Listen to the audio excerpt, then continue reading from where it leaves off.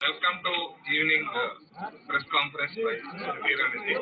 Shrimati Smriti Irani ji BJP का वरिष्ठ नेता है और केंद्र के सरकार में कैबिनेट मिनिस्टर भी है। अभी सबने तेलंगाना और पूरा देश में बहुत पहचान, बहुत पॉपुलर लीडर है श्रीमती स्मृति ईरानी जी अभी प्रेस कॉन्फ्रेंस को उद्देशित बात करेंगे। धन्यवाद। इसके साथ अनिल बेलूनी जी बीजेपी का राष्ट्रीय नेशनल मीडिया इंचार्ज और संजय नायक जी बीजेपी का नेशनल मीडिया का प्रभारी है और श्री रामचंद्र राव जी हमारे एक्सएमएलसी और बीजेपी का दल प्रमुख है। इसके साथ स्टेज पे बैठा हुआ है श्रीमती स्मृति ईरानी जी बात करेंगे। आज भारतीय जनता पार्टी के राष्ट्रीय अध्यक्ष माननीय जेपी नड्डा जी ने भारतीय जनता पार्टी की राष्ट्रीय कार्यकारिणी की बैठक के उद्घाटन सत्र में कार्यकारिणी को संबोधित करते हुए एक तरफ श्रद्धा सुमन अर्पित किए उन स्वतंत्रता सेनानियों के प्रति जिन्होंने भारत में अपने बलिदानों के माध्यम से एक ऐसे समाज के निर्माण की कल्पना की जिसमें नागरिक अगर गरीब हो, शोषित हो, वंचित हो तो संविधान की परिधि में ऐसे नागरिक का उत्थान हो पाए। जो स्वप्न देश के स्वतंत्रता सेनानियों ने देखा कि देश में गरीबों का उत्थान हो, महिला का कल्याण हो, युवा को भारत के नवनिर्माण में भूमिका रखने के लिए व्यवस्थाएं दी जाए, स्वतंत्रता सेनानियों के उस स्वप्न को साकार करने वाली संकल्पबद्ध नरेंद्र मोदी जी की सरकार की भी आज 8 साल के कार्यकाल की राष्ट्रीय अध्यक्ष जी ने भरपूर प्रशंसा की। अध्यक्ष जी ने विशेष रूप से देश के यशस्वी प्रधानमंत्री नरेंद्र भाई मोदी के 8 वर्ष के कार्यकाल में गरीब कल्याण कि उनकी प्रशासनिक योजनाओं का, सामाजिक उत्थान कि उनके राष्ट्रवादी सोच का और इस अमृत काल में सशक्त भारत के निर्माण के उनके संकल्प का विशेष रूप से अभिनंदन किया। राष्ट्रीय अध्यक्ष जेपी नड्डा जी ने स्मरण किया बलिदान श्यामा प्रसाद मुखर्जी जी का, जिनके जीवन का एक ही मंत्र था कि भारत में 2 निशान 2 विधान नहीं चलेंगे। और भारतीय जनता पार्टी के कार्यकर्ताओं का ये गौरव है कि जिस संकल्प के लिए अपने प्राणों की आहुति दी श्यामा प्रसाद मुखर्जी जी ने, उस संकल्प को संवैधानिक मर्यादा में पूर्ण किया नरेंद्र मोदी जी की सरकार ने धारा 370 को हटाकर। राष्ट्रीय अध्यक्ष जेपी नड्डा जी ने अपने उद्बोधन में विशेष उल्लेख पंडित दीनदयाल उपाध्याय जी के अंत्योदय की सोच पर चलने वाली नरेंद्र मोदी जी की सरकार की विविध योजनाओं का उल्लेख करते हुए इस बात का गौरव किया कि अंतिम पंक्ति में उपस्थित अंतिम व्यक्ति तक सरकार की योजनाओं को पहुंचाने का नरेंद्र भाई का संकल्प भाजपा के सभी कार्यकर्ताओं का न सिर्फ गौरव है बल्कि प्रेरणा भी। इन 8 वर्षों के कार्यकाल में राष्ट्रीय अध्यक्ष जी ने विशेष उल्लेखित किया जनधन योजना का, जिसके अंतर्गत 45 करोड़ से भी ज्यादा हिंदुस्तानियों को आर्थिक रूप से सशक्त किया देश के यशस्वी प्रधानमंत्री जी ने। राष्ट्रीय अध्यक्ष जी ने विशेष उल्लेख किया प्रधानमंत्री जी के सोशल सिक्योरिटी उन स्कीम्स का जिसके अंतर्गत चाहे नागरिक को 1 रुपए में बीमा उपलब्ध कराया गया हो, चाहे 11 करोड़ किसानों को किसान सम्मान निधि का भरसक योगदान और समर्थन प्रदान किया हो,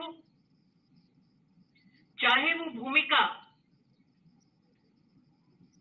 हमारे देश के SC/ST समुदाय को और भी सशक्त करने के सरकार की भिन्न योजनाओं का योगदान हो। राष्ट्रीय अध्यक्ष जी ने अपने अध्यक्षीय संबोधन में इन सारी स्कीमों का उल्लेख किया। भारतीय जनता पार्टी के कार्यकर्ताओं ने कोविड के समय सेवा ही संगठन के माध्यम से हर बूथ पर, हर ब्लॉक में, हर प्रदेश में महामारी के वक्त अपने जान की चिंता ना करते हुए भी जो सेवा के कार्य किए उसके लिए कार्यकर्ताओं का अभिनंदन किया, अभिवादन किया। इस बात का विशेष उल्लेख राष्ट्रीय अध्यक्ष जी ने प्रधानमंत्री जी की उपस्थिति में कार्यकर्ताओं की ओर से किया कि भारत एकमात्र वो देश है जहां 25 महीने 80 करोड़ नागरिकों को मुफ्त का राशन भारत सरकार के सौजन्य से पहुंचाया जा रहा है, ताकि समाज का वो वर्ग हम सुरक्षित कर सके जो महामारी की चुनौतियों से जूझ रहा। महामारी के वक्त भारत का अभूतपूर्व योगदान वैक्सीनेशन में विश्व पटल पर सम्मानित हुआ, सराहा गया, जिसका उल्लेख राष्ट्रीय अध्यक्ष जी ने कहा। आज इस अमृत काल में भारतीय जनता पार्टी के राष्ट्रीय अध्यक्ष जी ने इस बात की संगठन को, प्रधानमंत्री जी को विशेष बधाई दी कि राष्ट्रपति पद की उम्मीदवार द्रौपदी जी इस अमृत काल में ये संकेत है कि आदिवासी समुदाय के प्रति हमारे संगठन का समर्पण, महिला नेतृत्व के प्रति हमारे संगठन का योगदान, ये द्रौपदी जी के उम्मीदवारी में प्रतिबिंबित होता है। आज एक तरफ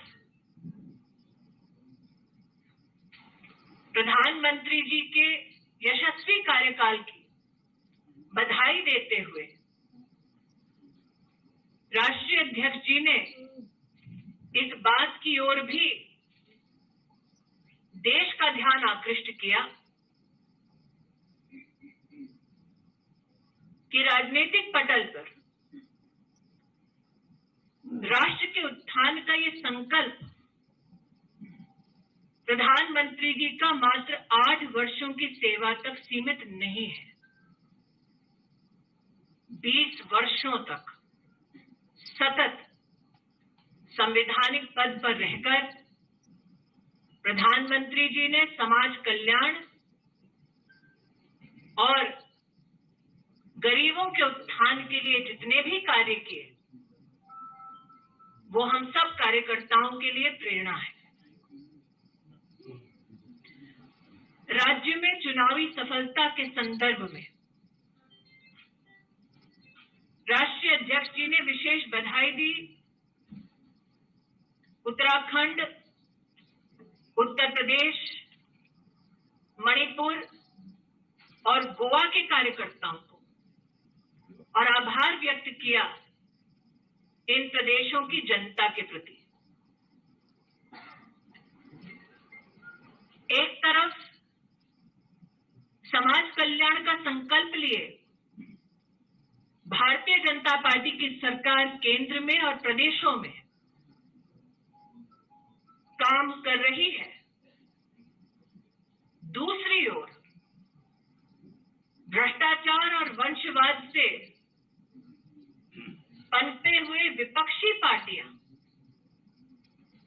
समाज कल्याण और राष्ट्र को सशक्त करने वाली योजनाओं और कार्यों में किस प्रकार से बाधा उत्पन्न करते हैं, इस पर भी विश्लेषण राष्ट्रीय अध्यक्ष जी ने करा।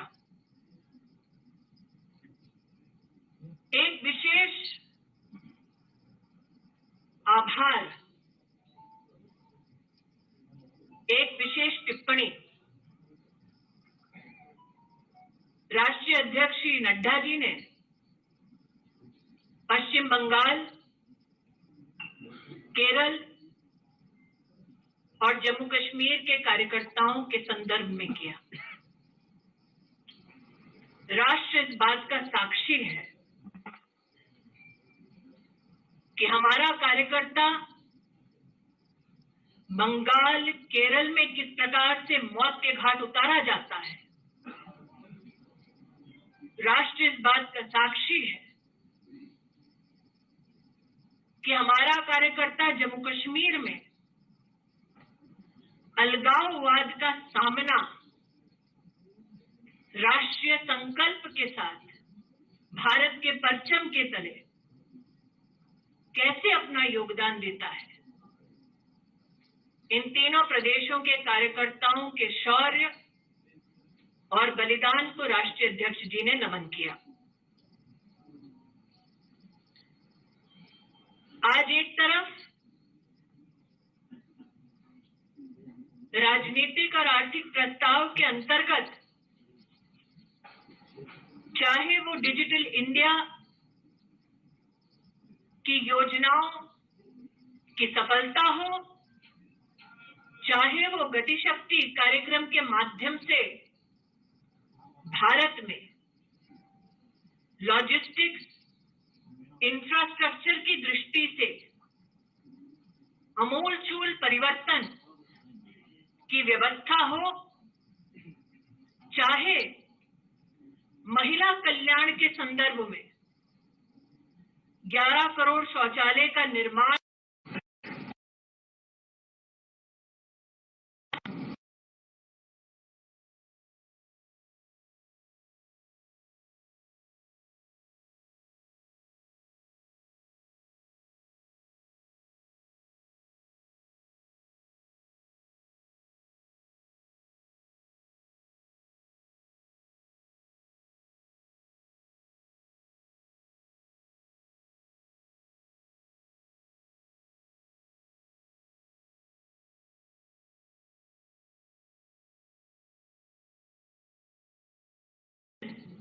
के कार्यक्रम को स्वीकार ना करे,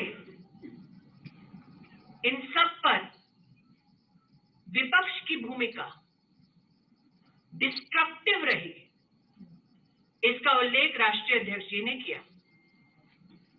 हम सब कार्यकर्ता राष्ट्रीय अध्यक्ष जी के इस उद्बोधन के लिए आतुर थे। आज उद्घाटन सत्र में उनके उद्बोधन ने राष्ट्रीय कार्यकारिणी की बैठक को दिशा दी। प्रधानमंत्री जी के सम्मान में राष्ट्रीय अध्यक्ष जी ने भाजपा परिवार के कार्यकर्ताओं के मन के भावों को प्रस्तुत किया। इसके लिए हम कार्यकर्ता राष्ट्रीय अध्यक्ष जी का आभार व्यक्त करते हैं। Now in English.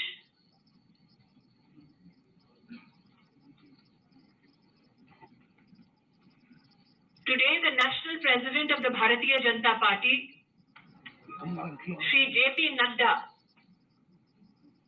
in his inaugural speech during the National Executive of the Bharatiya Janata Party,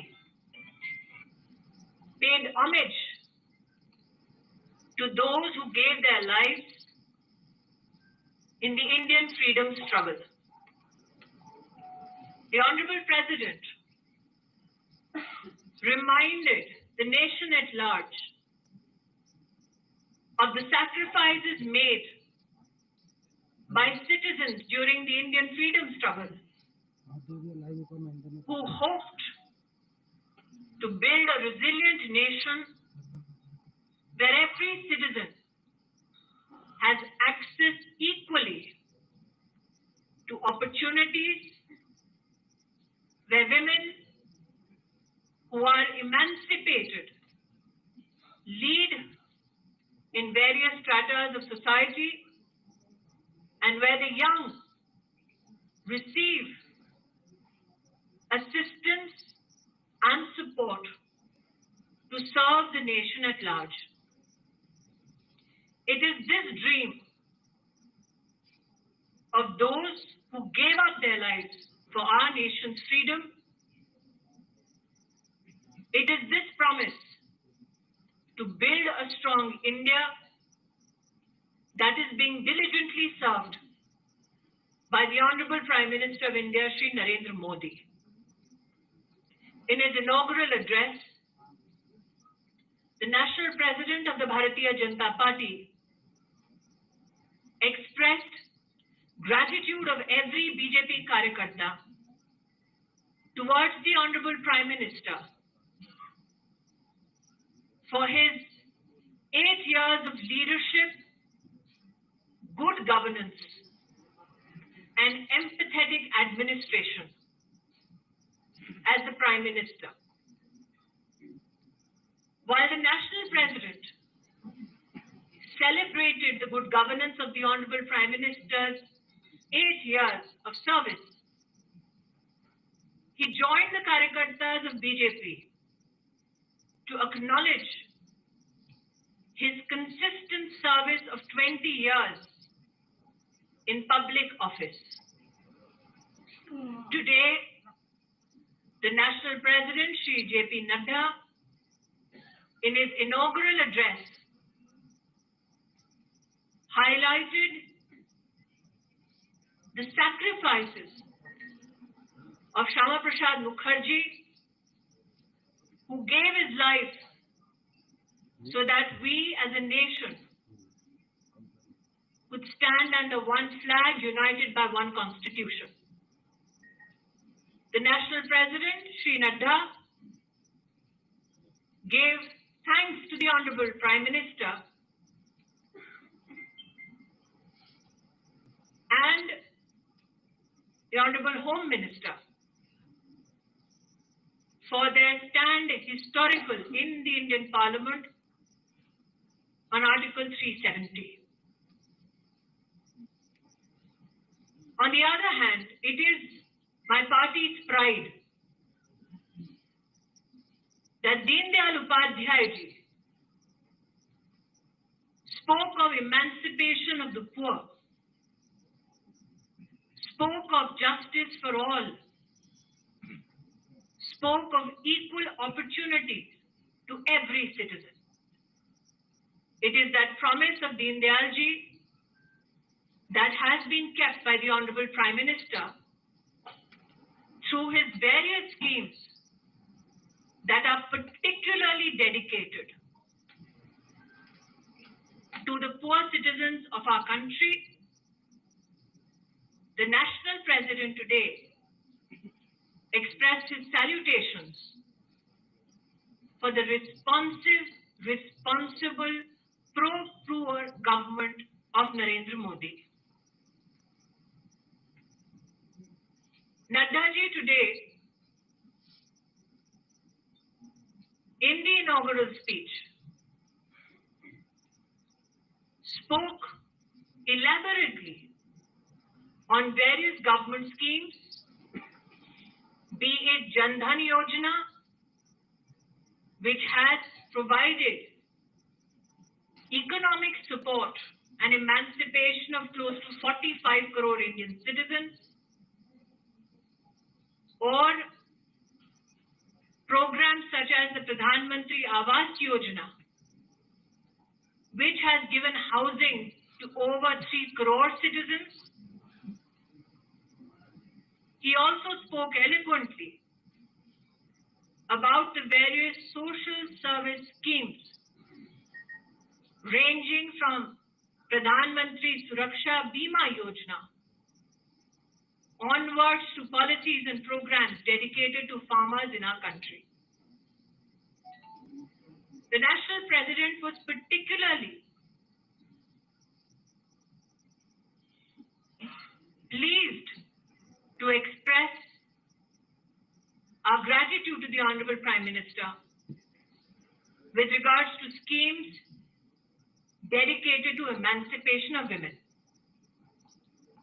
be it building of 11 crore toilets or schemes like Ayushman Bharat, which are particularly dedicated to the health and well-being of families, particularly women. Today, when we meet in the National Executive, the National President was particularly pleased to extend his congratulations to the Karyakartas of Uttar Pradesh, Uttarakhand, Goa, and Manipur for their majestic win in the state elections. At the same time, the nation is cognizant that BJP workers in the states of West Bengal, Kerala, Jammu Kashmir have particularly been met with many challenges. Karyakartas of the Bharatiya Janata Party slaughtered in Bengal, Karyakartas of Bharatiya Janata Party assaulted, slaughtered in Kerala, Karyakartas of Jammu and Kashmir who confronted those who wanted to break India. They confronted them under the Indian flag, holding the Indian constitution dear to them. It is to such Karyakartas that in the National Executive, the Honorable President Nadda ji paid homage. Today, while Nadda ji spoke about the constructive politics of the Bharatiya Janata Party under the leadership of the Honorable Prime Minister, he reflected on the destruction opposition parties hope to thrust upon the people of our country. That the opposition, mostly family oriented, that the opposition that emanates from many corrupt practices has time and again tried to ensure that policies and programs of the Government of India that are dedicated to building a resilient, resurgent India are met with destruction and disruption, is an angst that was expressed by the Honorable President, Shri J.P. Nadda. Today, on behalf of the Bharatiya Janata Party as Karyakartas, We give thanks to our national president, who has, in his inaugural speech, set the tone for the national executive. This is an executive that takes pride not only on the good governance policies of the Honorable Prime Minister Shri Narendra Modi. This also is an organization of 170 million workers that humbly dedicates itself to the service of the people of India under the leadership of the National President Shri J.P. Nadda. Today's press conference, my friends, has been called particularly on the inaugural speech of the Honorable President. If there are any questions with regards to the President's speech, I am more than happy to take such questions.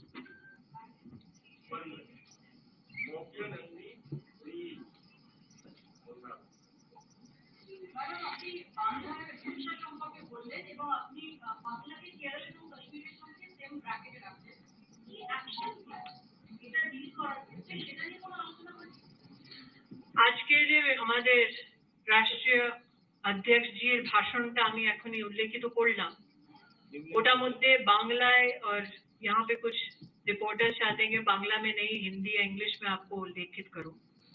Bengal में जो political हत्याएं और हिंसा जिससे हमारे कार्यकर्ता ही नहीं बल्कि बंगाल के नागरिक भी ग्रस्त हैं, उन कार्यकर्ताओं के बलिदान और शौर्य के प्रति राष्ट्रीय अध्यक्ष जी ने संवेदना व्यक्त की, उनके संरक्षण के लिए समर्थन व्यक्त किया और अपेक्षा मुझे एक कार्यकर्ता के नाते है कि ड्यू प्रोसेस ऑफ लॉ के माध्यम से न्याय निश्चित रूप से होगा।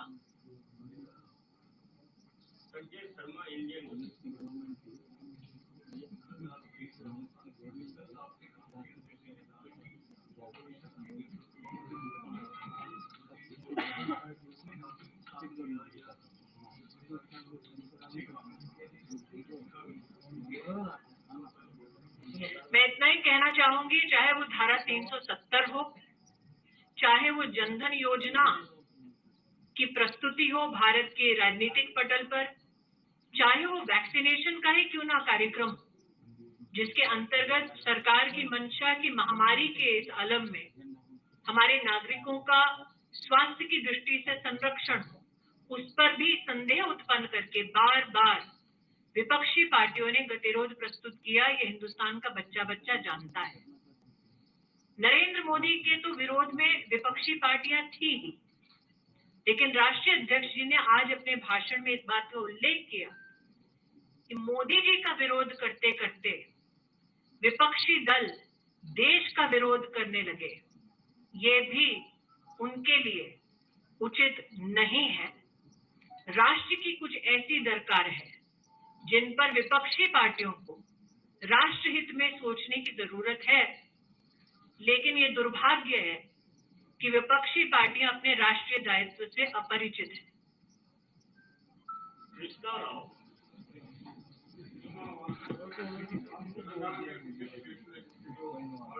तेलंगाना का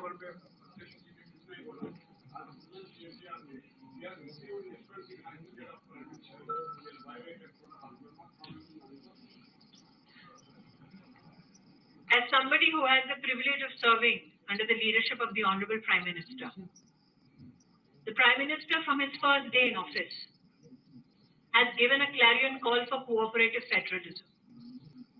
The Prime Minister in his 8 years of service has met leaders from various political parties and deferred to them with respect, as is constitutionally desired, as is validated by Maryada.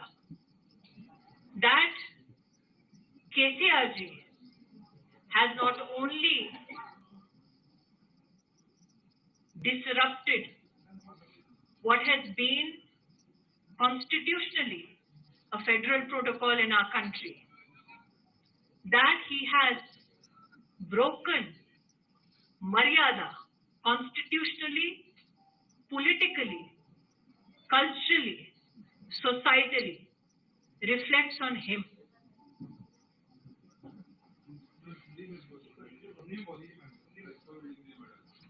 प्रधानमंत्री जी ने जब 8 साल पहले प्रधान सेवक के दायित्व को स्वीकार किया, तब से लेकर अब तक किसी भी पार्टी के नेता क्यों ना हो, प्रधानमंत्री जी स्वयं बड़े आदर सम्मान के साथ उनसे मुखातिब होते हैं, उनसे मिलते हैं। आज यहाँ पर जिस दुर्भाग्यपूर्ण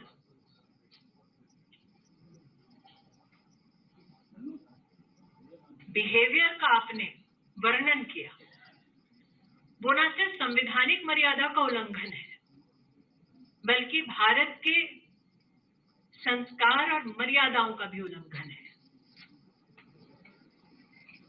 केसीआर जी ने व्यक्ति का अपमान नहीं किया, संस्था का अपमान किया है।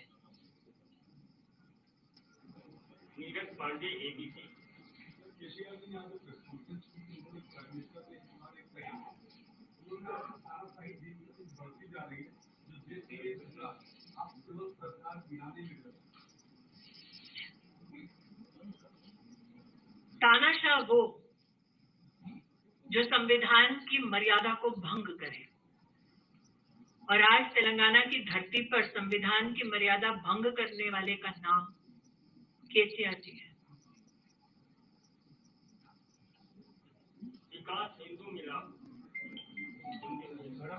नागरिक प्रशासन मंत्री ने कहा कि भाजपा की जो राष्ट्रीय कार्यकारिणी है ये सर्कस है, 2 दिन का सर्कस है। ये लोग आए, हैदराबाद की बिरयानी खाए, चाय पिए, चले जाए, लेकिन जाने से पहले ये बताया कि तेलंगाना को आपने क्या दिया है, इस पर एक श्वेत पत्र जारी करें। मैं इतना ही कहना चाहूंगी कि केसीआर परिवार के लिए राजनीति सर्कस हो सकती है, हमारे लिए राष्ट्रनीति का ये माध्यम है। केसीआर जी के यहाँ पर इस प्रकार का पॉलिटिकल क्लाउनिश बिहेवियर शायद एक पार्टी प्रोसीजर होगा। हमारे लिए राष्ट्रीय कार्यकारिणी की बैठक का किसी शहर में, किसी प्रदेश में होना उस प्रदेश के कार्यकर्ताओं के लिए गौरव का विषय है, और कार्यकारिणी के माध्यम से राष्ट्रहित में समाज के उत्थान के लिए भाजपा के कार्यकर्ता क्या संकल्प लेंगे, इस दृष्टि से कार्यकारिणी की बैठक बहुत ही महत्वपूर्ण है।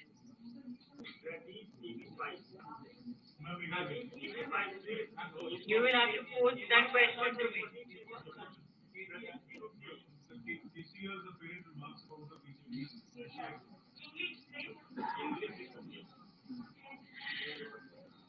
For KCR and his political entity, politics may be a circus.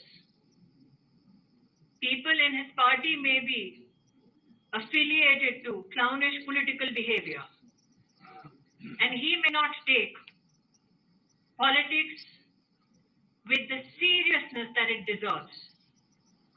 But for the Karyakartas of the Bharatiya Janata Party, politics is a medium for social emancipation and nation building.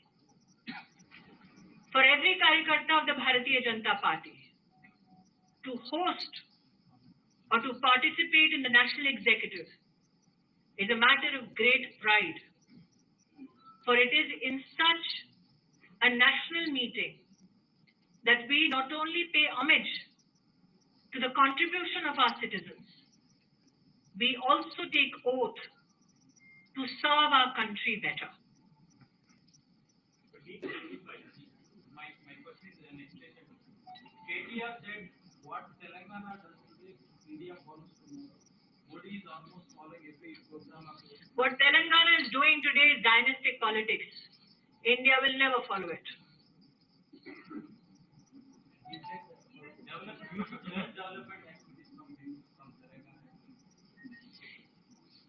A political organization that is steeped in corruption, a political organization that believes that grandstanding means not receiving the Honorable Prime Minister of the country, a political organization that is dedicated to the children of one leader and not citizens of the state. This is not a model that India will ever accept.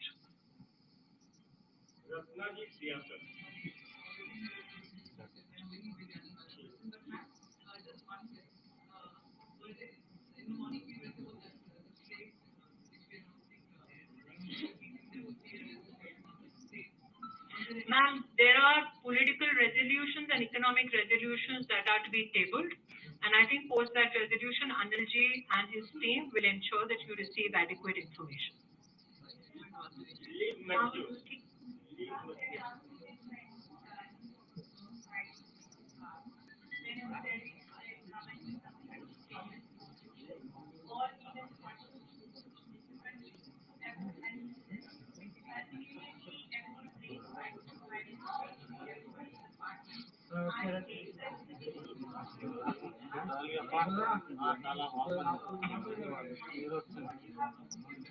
The destructive politics of the opposition that was enunciated today by the national president also reflected in it the pride of every BJP worker that irrespective of the propaganda based on nothing but misinformation with the intent to create disruption, irrespective of these shenanigans undertaken by the opposition, the people of India have vehemently voted Narendra Modi back as Prime Minister, which is evidence enough that the people of this country believe in him. The people of this country, under his leadership, are looking at building a stronger nation. बड़ी सौभाग्य की बात है कि हम पुनः मिलने वाले हैं आज ही, इसलिए अभी हम विदा लेते हैं। बहुत बहुत धन्यवाद। Thank you.